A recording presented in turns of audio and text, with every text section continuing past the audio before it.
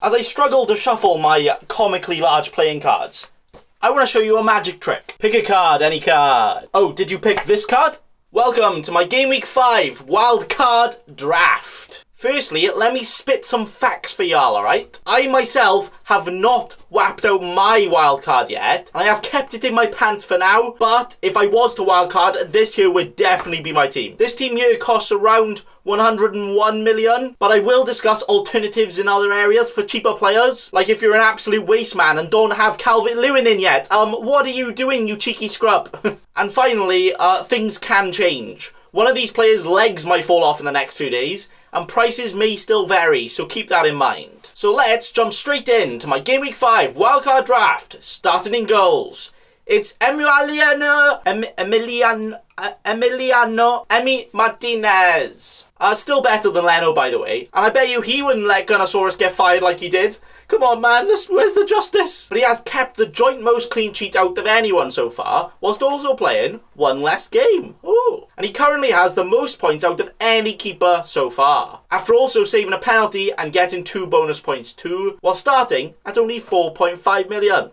Yeah, not bad. But yeah, this could have been beginner's luck with his new team of Aston Villa. You know, the Aston Villa that I currently second in the league right now with one less game. But them, and especially Emmy here, have made a pretty damn good start to the season, which we can't ignore, right? So can they keep this up, where their fixtures aren't the easiest immediately, but in the next 10 games or so, actually one of the better runs out of any team? So if I had to chuck a geezer between the sticks that I could confidently rely on for points from all different ways as a goalkeeper, from saves to clean sheets to maybe even an assist, because he's just got an amazing left foot on him, Martinez would be my guy. But if he doesn't quite tickle your pickle, my alternative pick right now would probably be Meslier, the Leeds keeper, who I also think could be one of the better options to choose from, as I do expect Leeds to visit the laundrette very soon, bringing home all of the clean sheets, yeah? Whilst also requiring him to make some saves here and again, saving them Leeds boys, but maybe saving you from disappointment when he racks up all of the FPL points too. So he's a good option. With now our first defender on my wild list for the wild card. It's Andrew Bagpiper Robertson. Now the Liverpool defence has been absolutely wibbly-wobbly so far, hasn't it? Conceding 7 goals to Aston Villa.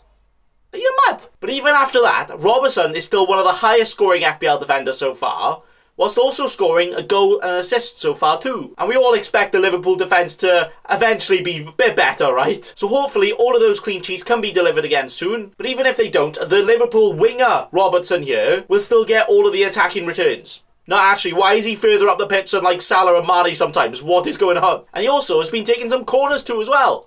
What? So like I said myself on Twitter, at Nathan Bacon FC, before the season started, I said Robertson would probably be a slightly better option than Trent, just because of that lower price tag. Because if you can put that little bit of extra money to good use, then I think it would definitely be worth it. Which in this wildcard draft is exactly what I've done and squeezed out every single penny I can get, and that's why Robbo is here. And he is here to stay, getting all of the goals and assists, and eventually the Liverpool clean sheets too, right? Hopefully. With our next defender here being Romain Saiss. Joint second highest scoring defender so far, most bonus points out of any defender so far, joint most clean sheets out of any defender so far, being quite an attacking defender in one of the best teams in the league. Yeah, do I really need to say much? That's enough.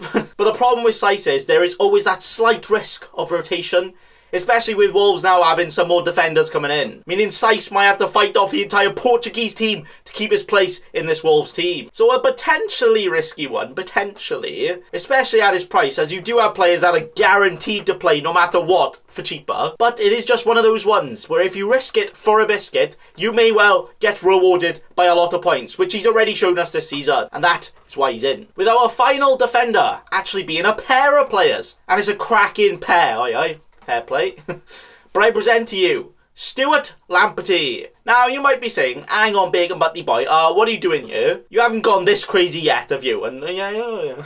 But the idea here is to bench one of them every week and have a pair of rotating defenders and play whatever one you fancy. Whatever one has the better fixtures, whatever one is playing better. So there is some method to the madness sometimes, alright? But here we got Stuart Dallas of Leeds United and Tariq Lamptey of Brighton. Both started at 4.5 mil this season, but Lamptey do be rising up already to 4.7. But Stuart Dallas is a very attacking fullback for a Leeds team that have not done the best defensively yet, but are expected to keep a decent amount of clean sheets, with also Dallas playing as a midfielder in one game, also taking multiple shots in every game he's had so far too. So could this be a sign of very good things to come and a lot of points to come, as he has also already got an assist so far as well. But the problem here is Dallas might not actually be 100% nailed, where his teammate Luke Ayling is much more nailed. So if you aren't as maverick as me and absolute wacky, and you want to go for a much safer option, then Ayling would definitely be the sensible choice. But it depends how you want to play. If you have rotating defenders like this,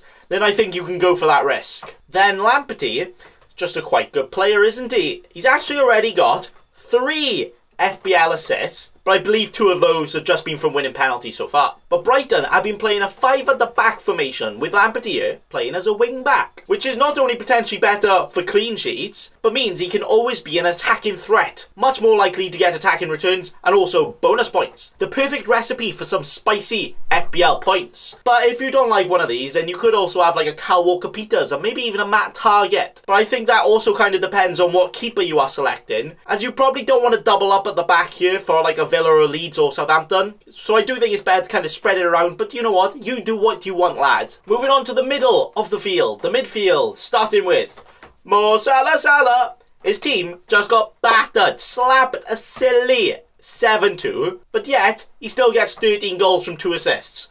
Wait, did I actually just say 13 goals from 2 assists? What are you on about? 13 points, 2 goals. That's the one, Salah. 5 goals in 4 games for him, playing every single minute, shooting at every single possibility, on penalties, and playing for the champions of the league. Do I need to continue? Like, come on.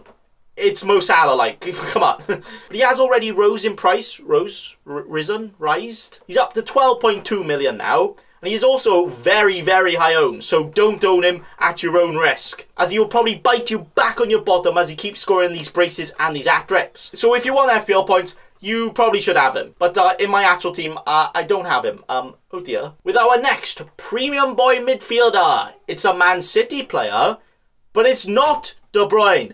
Ooh.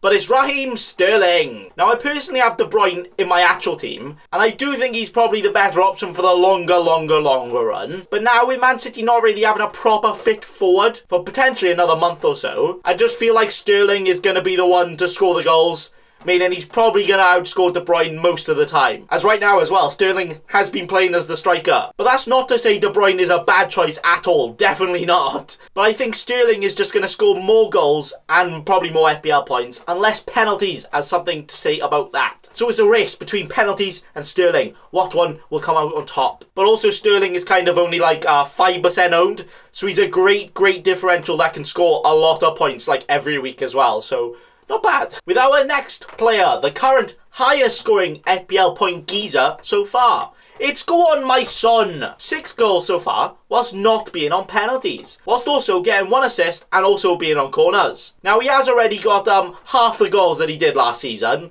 in his first 4 games this season. But also, over half of those goals came in 1 game. But with his current form, I really don't think you should bet against him scoring again and scoring a lot anytime soon. He's also got great fixtures coming up, but actually that might make it harder for him to score a lot, as it's against teams that sit behind a bit more, which isn't the way that he's been getting goals so far. But it's not like he can only score those goals, so still not bad. But I also think he's kind of proven to himself that he's a good enough option to captain every week right now, and if that's the case, then he's probably a good enough option to just put in your team against anyone, really. So just why not? Which is why he's here in my wildcard draft team. With our next midfielder being a totally rad choice, man.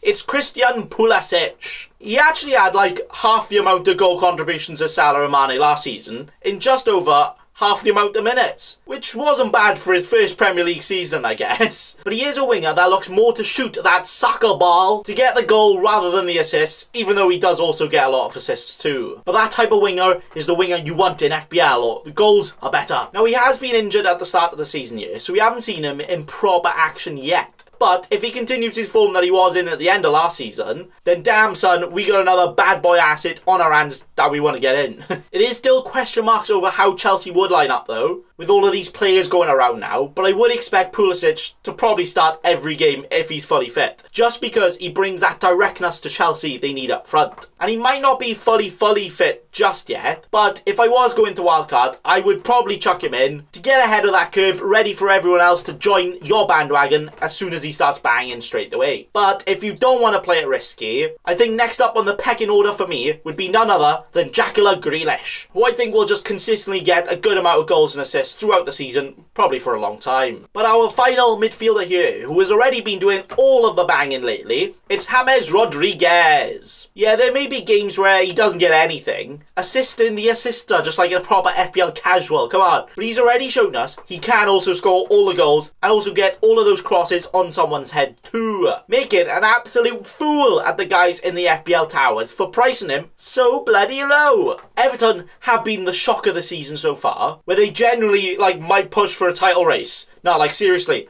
they might, they are that good. Where it could be James here to lead them to that. I think for his price, he probably is going to be the best value player we're going to have all season. And he's probably going to be consistent enough that we don't even have to look at fixtures. Just chuck him in, all the points incoming, and that's all you need to do. Very nice. And that is the midfield. But if you do really want an Aston Villa player, Grealish instead of Pulisic, I would go for. Moving on to our next player, our first forward being the absolute Mr. Consistent himself, Dominic Calvert-Lewin. Sorry.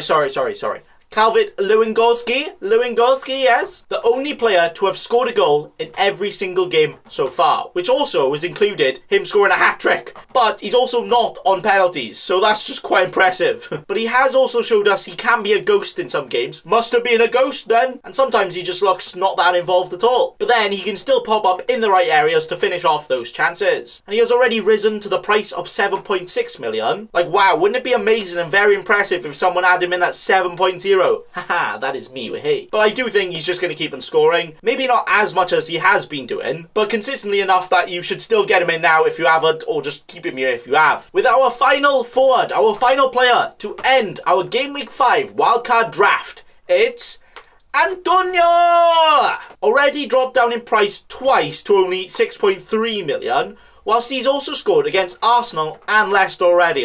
Come on. And he did show us at the end of last season he can go and score 4 goals in a game, as he just bullies defenders all game, getting his noggin on all of those crosses and just pushing everyone out the way. I will score. Now, yeah, there are options at similar prices that could be better, and you might fancy them a little bit more. Maybe an Ollie Watkins or even a Morpay would make you more of an happy chappy. But I would rather go for Antonio here, who plays for a West Ham team that do have the quality to keep it up for a long time. And I've already shown us they can go and beat anyone. So Antonio could probably be one of the most reliable options for our longer run of games. That is my thought process here, right? And the bench to this team looking like this, where we could potentially have a playing Brewster to add into our teams who could be rotated in here for whoever we like. Absolutely beautiful stuff. And that is it. This right here would be my Game Week 5 wildcard team. If I was to smash that button and wildcard right now. And you're probably thinking, no Kane, no Aston Villa, and no Man United. That could be quite bad, but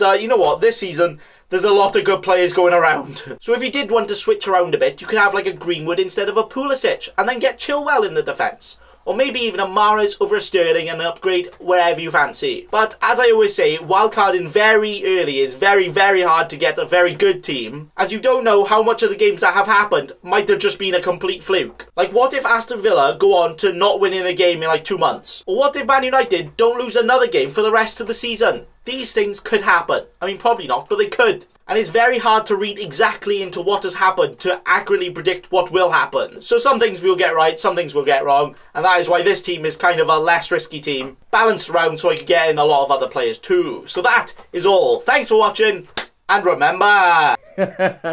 Don't be a cheeky scrub. Subscribe to Nathan Bacon right now.